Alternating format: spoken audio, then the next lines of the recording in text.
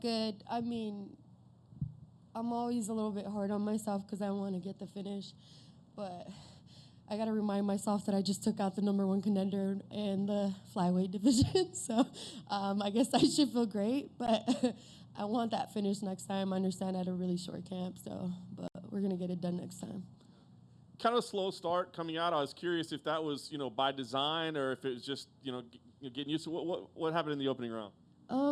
It was just, it's been a weird time, and this whole camp felt really weird for me. I mean, when I first started, where I accepted this fight, I was literally in the gym for 1 week, and the next day I had a fight lined up. So it was just really weird, and especially because it was a 5th round fight, and so it took me a little while to just really get warmed up there, really get my feet going. I felt like I was a little slow. I was kind of going her pace, and then I was like, man, I at the end of the day, like, I need to, I moved up to flyweight, but I need to move my feet like I was a strawweight. I know I'm quick on my feet, so I needed to get my feet going a little bit more. So, the first round was a little bit slow, but I also knew that I'd get stronger as the rounds go.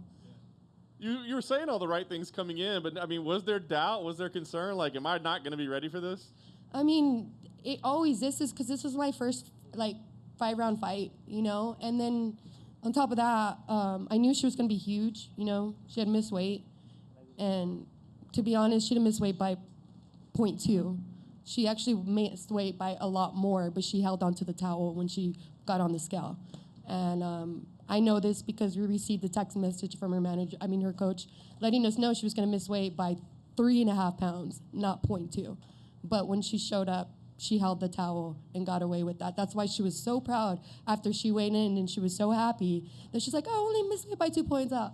No. So she went into this fight a lot heavier than I did. So not only did I move up a weight class, I got somebody that was a bantamweight, going in there, not flying in as flyweight. What did you think? I mean, obviously the frustration is coming out. I mean, was there any possibility of saying, we don't want to fight you or demand more money or whatever it may be? Absolutely not. I mean, I'm a fighter.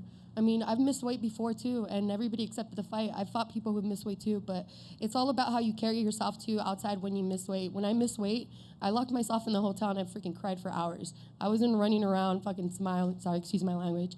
But I wasn't, smiling and blah, blah, blah. So it was definitely different demeanor, but I knew that I needed to, put that behind me. At the end of the day, I mean, I like Jessica and stuff like that, but just the way that whole ordeal with the weight happened, it wasn't cool, but I knew that I was going to, it's my job, so I was going to show up. Last thing for me, you said you beat the top contender. Another top contender, Caitlin Chukagian, has already taken to Twitter and say, hey, she'd like to fight with you. So I'm curious if that's a matchup that you think makes sense or what you see next for yourself. Yeah, absolutely, man. I'm just trying to stay busy. So whatever fight, whoever, I got to go get an MRI done. Just make sure I'm good to go. But as soon as I'm cleared, we're ready to line the next one up. Cynthia, right here. Between rounds, Jessica seemed pretty confident she was winning. Between rounds, were you confident you were winning? I know I was winning the fights, but you never know with the judges. I know that her and her team were trying to sell it to the judges in between rounds, but I mean, you're not gonna fool anyone. I think it's just sucks because you must have the wrong people around you. They should tell you if you're not winning the fight, they should tell you you're not, so you can push harder. They should not be giving her that false confidence. I feel like she did a lot of wrong things, and I don't think she deserved to I didn't think she would have deserved to be the winner tonight. I already knew what her coaches were yelling in between rounds because even some of the combinations I used to, I actually know some of them. So they were just trying to put in a show for the judges. I'm glad that they seen through the bullshit. Sorry, excuse my language again. You said you wanted to stay active. The UFC just announced Fight Island, and that seems to be their plans for moving forward for a little bit. So if you want to keep fighting, you probably have to go to Abu Dhabi. Is that something you'd be open to? Yeah, man, I'm ready to fight all over the world. It's like freaking Mortal Kombat, Let's go everywhere. Street Fighter. Cynthia, there's 3 pizza places within 1 mile. Have you thought about where you're going to get that pepperoni, pineapple, and jalapeno to celebrate? Man, dude, I really, that was the plan, but then I got invited to eat some tacos, so we're going to eat at Mas Por Favor Tacos tonight with some tequila, so we're eating tacos tonight and pizza tomorrow. Everyone talked about, like moving up and all that. Like now on the other side of it, did you feel as strong as you wanted to? Did you feel like you handled everything for your move up to flyweight pretty well? Yeah, absolutely. Considering everything that was going on, I mean, I think that this is a division that I belong. I'm going to be able to, pick up my strength a little bit more. I barely got to train for this and even got prepared. I was in the middle of training, switching gyms when this pandemic hit. And I'm extremely proud that, the fighter in me was able to pull this out because this is not even the best me that you guys have seen. Like, that's yet to come. You talked about, when you're in the empty arena, you want to be able to hear everything, the other corner and all that. Were you able to do that? I was. I knew what combinations they were asking for. I knew exactly what they were doing, except for they were like, dude, Kevin Lee, I don't know what combination that was, but when she was yelling like one body, two body, that's all bang Muay Thai stuff. And I think, Eric, her coach, obviously practices all those moves. I trained under Dwayne Ludwig for a long time when he was at Team Alpha Male. So I knew those moves she's throwing, those are a lot of combinations that I actually throw. So he was saying those combinations, and I think I was throwing the combinations. She wasn't. So.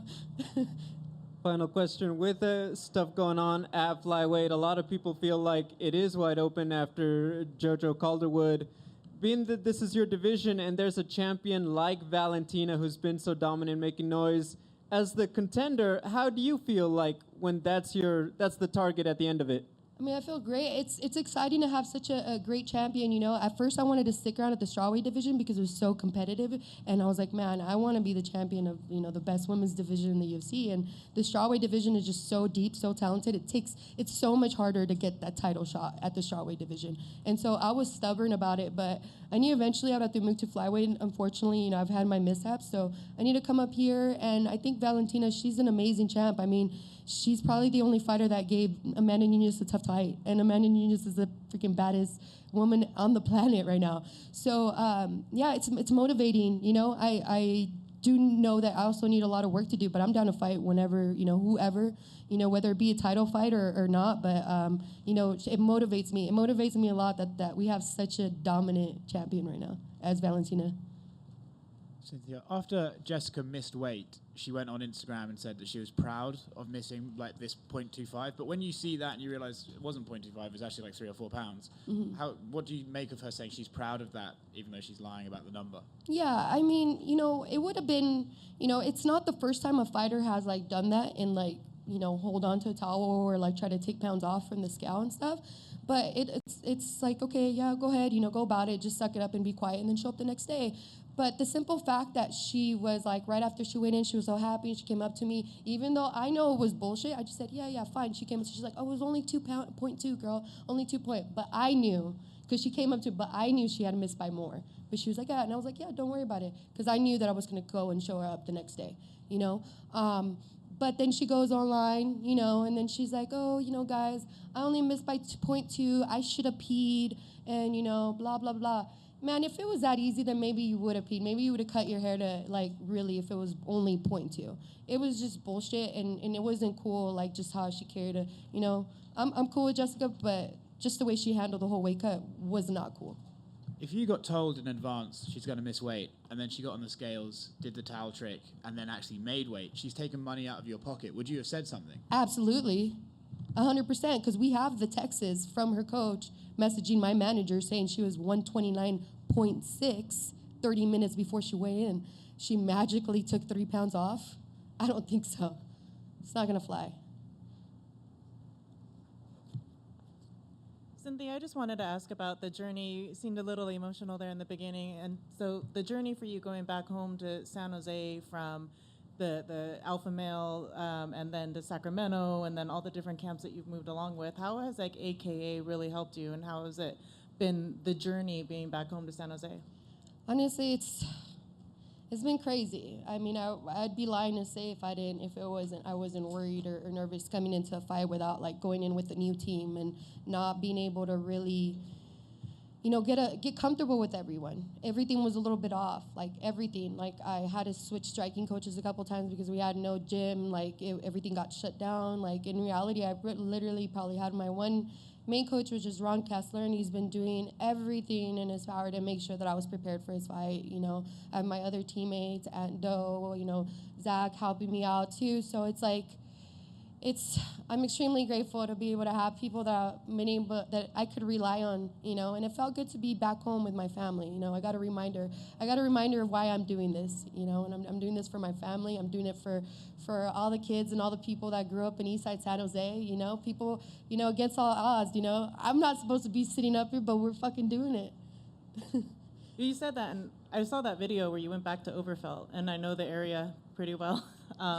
So when you go back there and you know, I don't know if you got the opportunity to speak to the kids, and I'm just wondering like how they may have reacted to you being a UFC fighter and talking, because like you said in the video, the neighborhood is not a great neighborhood to grow up in. Yeah, unfortunately, because of the pandemic and because the everything was closed, I haven't got actually the opportunity to go talk to the kids yet, but that's one of my goals. Like, it's always been my dream since I started fighting that one day I was going to win this UFC champion belt, and then I was going to walk into that school and I was going to show all these kids, like, you know, you're not just Eastside San Jose. You can do whatever you want in the world. Like, if I can do it, you can do it. So that's one of those things. I actually just started working with their organization called Bay Area Beat the Streets, and they help with a lot of like kids, you know, help them out with wrestling and being able to provide, you know, an outlet for them, you know, a place, you know, where they can feel safe and, you know, do great things. And so I'm really excited to be on this platform to be able to do that. Thank you. Yep.